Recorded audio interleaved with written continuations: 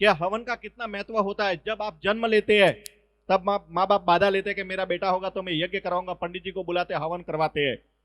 बड़ा होता है, 5 साल होते हैं, बाल बढ़ते हैं, जब मुंडन करवाते हैं तब हवन होता है। उसके बाद जब फिर वापस जवानी की तरफ बढ़ते हैं, लड़की देखते हैं, शादी करते हैं, तब हवन होता है। फिर घर में अच्छे कर्म करने के लिए कोई टाइम आया तब हवन होता है। घर में 2 भाई होते हैं, पिता के साथ रहते हैं, दोनों की शादी हो गई, पापा बोलते हैं कि भाई एक और मकान बना लो, आप वहां रहने चले जाओ। तो जब वहां नए मकान की शुभारंभ करते हैं तब हवन होता है। अच्छे काम के टाइम में भी हवन होता है। कभी कभी लगता है कि यार सब कुछ ठीक ठाक चल रहा है फिर भी पैसों की बचत नहीं होती है, चलो पंडित जी से पूछ लेते हैं और घर में कुछ ना कुछ लक्ष्मी हवन कराते हैं। कराते नहीं कराते साहब जी? उसके बाद जब कभी भी घर में कुछ बाधाएं आती है, विघ्न आते हैं, तब हवन होता है।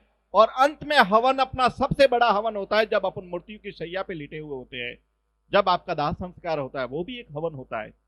तो जन्म से लेके मृत्यु तक हवन आपका पीछा नहीं छोड़ता है, अग्निहोत्र आपकी पीछा नहीं छोड़ रही है। अग्निहोत्र आपके जीवन के अंदर संकल्प साथ में लेके चल रही है।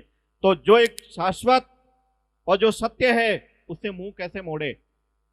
आपने बहुत देखे होंगे, कथाकार आते हैं, कलाकार आते हैं, संगीतकार आते हैं, पत्रकार आते हैं, जिनके पीछे सबके पीछे कार लगता है। कार का मतलब एक उनकी सीमाएं, उसके अंदर फारसी भाषा के अंदर इसका जब उल्लेख किया गया तो कार का मतलब होता है एक सीमाएं, एक सीमा होती है सबकी।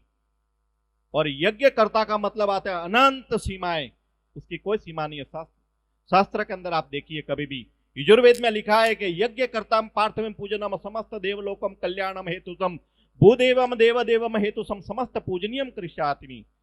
एक यज्ञकर्ता ही वो होता है जो भूमि पे देवों की तरह पूजा जाता है। बहुत जनों ने कथा का काम लेके चलते हैं। कथा के अंदर जब तक आप श्रवण करते हैं, आपके कानों में आप लेते हैं, तब तक उसका परिणाम आपको, उसमें से भी 100 में से 90 जने उस पर अमल नहीं करते। क्यों? क्या वो कथा कर रहे हैं, उन्होंने अपने जीवन में अमल लिया है। आप लोगों के अमल में लेने के लिए समय लगता है, आपके लिए एक संकल्प होता है। और संकल्प पृथ्वी पे यजुर्वेद में लिखा है कि इंसान जब अपने संकल्प के साथ, अपनी प्रेरणा के साथ, अपनी कामयाबी के लिए जब निकलता है तो उसको संकल्प का साक्षी होती है सिर्फ अग्नि। जो इंसान अग्नि को मान के, अग्नि को साक्षी बना के, अग्नि को अपने जीवन में उतार कर यज्ञोपवीत अग्निहोत्र हवन के अंदर संकल्प लेके आगे बढ़ता है, उसके निश्चिंत खुशी के द्वार खुलते हैं।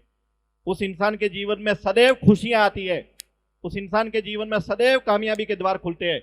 उस इंसान के घर में रोग दोष सब धीरे धीरे धीरे कटने लगते हैं।